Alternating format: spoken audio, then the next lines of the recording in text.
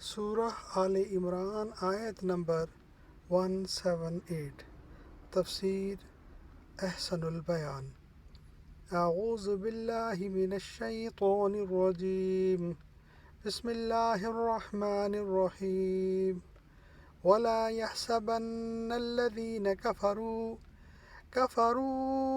انما نملي لهم خير لانفسهم انما نملي لهم ليزدادوا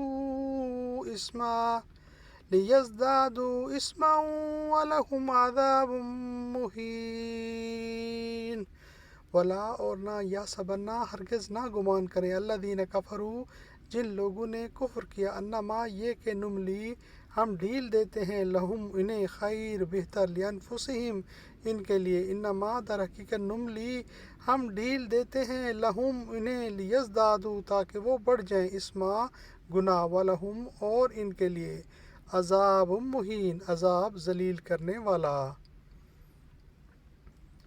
کافر لوگ ہماری دی ہوئی مہلت کو اپنے حق میں بہتر نہ سمجھیں، یہ مہلت تو اس لیے ہے کہ وہ گناہوں میں اور بڑھ جائیں، ان ہی کے لیے ذلیل کرنے والا عذاب ہے۔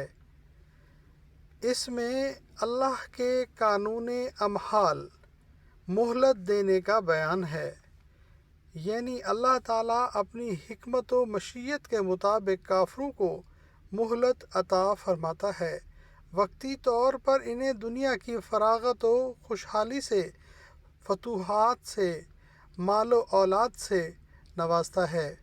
لوگ سمجھتے ہیں کہ ان پر اللہ کا فضل ہو رہا ہے، لیکن اگر اللہ کی نعمتوں سے فیض یاب ہونے والے نیکی اور اطاعت الہی کا راستہ اختیار نہیں کرتے تو یہ دنیاوی نعمتیں فضل الہی نہیں مہلت الہی ہیں، جس سے ان کے کفر و فسوق میں اضافہ ہی ہوتا ہے، بالآخر وہ جہنم کے دائمی عذاب کے مستحق قرار پا جاتے ہیں۔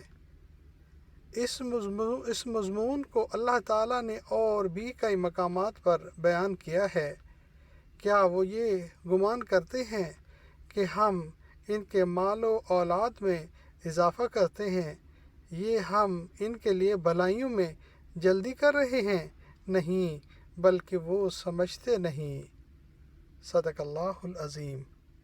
اللہم صلی وسلم علی نبینا محمد و آل محمد۔